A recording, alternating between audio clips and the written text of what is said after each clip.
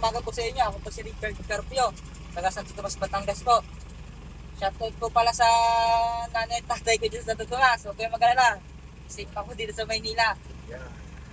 Sa mga katrabaho ko dito sa Jabes, sa Santo Tomas, Batangas. Shoutout din po sa inyo. Kapatid mo, sinuwaan ka? Salamat din po sa kapatid ko si John Rick at saka si John Mark Carpio na tumulong sa akin dito. Yan. Tapos, Sa mga gusto magpa-additional po dyan, PM nyo sa sermon. Digit po yan. salamat sir. Sige sir. So ayan po, Sir Richard. Kapatid to ni Sir John Mark Carpio, yun. Estudyante ko dati. So shout out sa iyo sir. Salamat. At yun, sa mga kakilala nyo, tinuturo nyo ako dito. So yung mga gusto mag-co-trip po dyan, dapat po tayo ay may lisensya na Code 2 na 4 na taong professional po.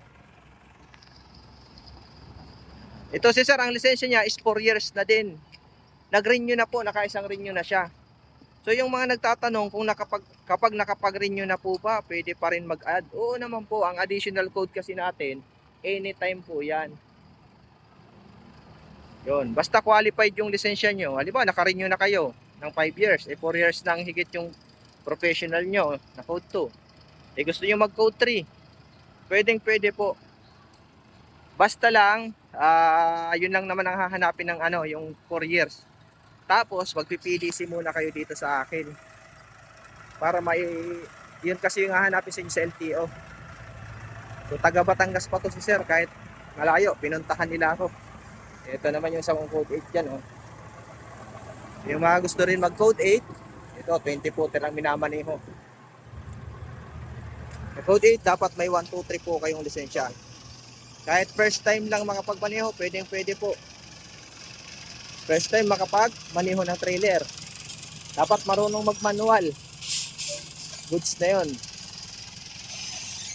Yun, parking na ang gagawin ni Sir Richard. No? Maaga sila umalis, kaya maaga rin sila dumating dito sa akin. Buti hindi nabutan ng traffic. So shout out dyan sa aking mga estudyante at followers. So yun, huwag nyo pong kalimutan i-share yung ating mga video. Para madami pa tayong matulungan na gustong mag-additional code. Yun, ayos. Dahan-dahan lang pero sure.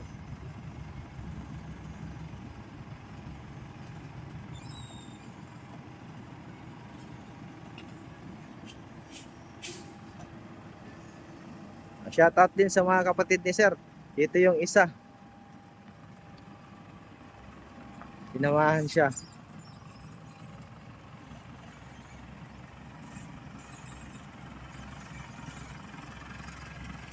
Okay, atras. Parallel parking naman ang gagawin ni Sir.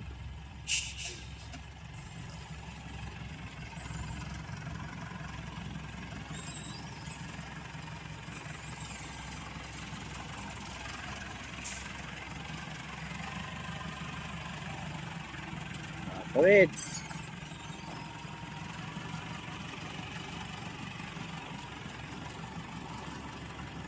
Yan. Ayos. Kanan. So pag non-pro ba, pwede bang mag-code 3? Hindi po pwedeng mag-code 3 pag non-pro mga sir. Dapat po professional.